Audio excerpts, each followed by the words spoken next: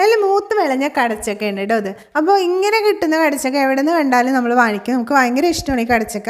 അപ്പോൾ അത് ഒന്ന് റെഡിയാക്കി എടുക്കാൻ വേണ്ടിയിട്ട് അതിൻ്റെ തൊലികളൊക്കെ ഒന്ന് കളഞ്ഞെടുത്തിട്ടുണ്ട്. ഇനി ചെറിയ കഷ്ണങ്ങളാക്കി അരിഞ്ഞെടുക്കണം കേട്ടോ. അപ്പോൾ ഇത് ആവിയിൽ വേവിച്ചെടുക്കണം. അപ്പോൾ തീരെ ചെറുതാക്കി തന്നെ അരിഞ്ഞെടുക്കാം കേട്ടോ. അപ്പോൾ ഇതിന് വേണ്ടിയിട്ട് കുറച്ച് ചുവന്നുള്ളി, വെളുത്തുള്ളി, വറ്റൽമുളക്, വേപ്പില അത്ര എടുത്തിട്ടുണ്ട്. ഇത് നന്നായിട്ടൊന്ന് ചതച്ചെടുക്കാം.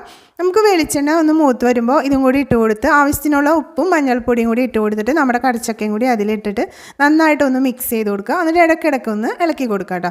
അപ്പോൾ നമ്മൾ പണ്ടൊക്കെ ചെറുതിലേ നമ്മൾ സ്കൂൾ വിട്ട് വരുമ്പോൾ നമ്മുടെ ഉമ്മമാർ ഇതൊക്കെ ഉണ്ടാക്കി വെക്കും. ഇപ്പോഴത്തെ കുട്ടികൾക്ക് ഇത് ഇഷ്ടപ്പെടുമെന്ന് അറിയില്ല.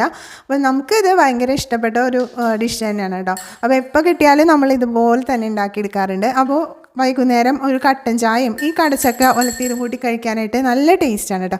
അപ്പോൾ എല്ലാവരും ഇതുപോലെ ഒന്ന് ട്രൈ ചെയ്ത് നോക്കണേ. 4 മണിക്ക് നന്നായിട്ട് വയസ്സിന് വലിഞ്ഞ് വരുന്ന സമയത്ത് കട്ടൻ ചായയും ഈ കടച്ചക്ക ഒലത്തിയതും കൂടി കഴിച്ച് ഓർമ്മ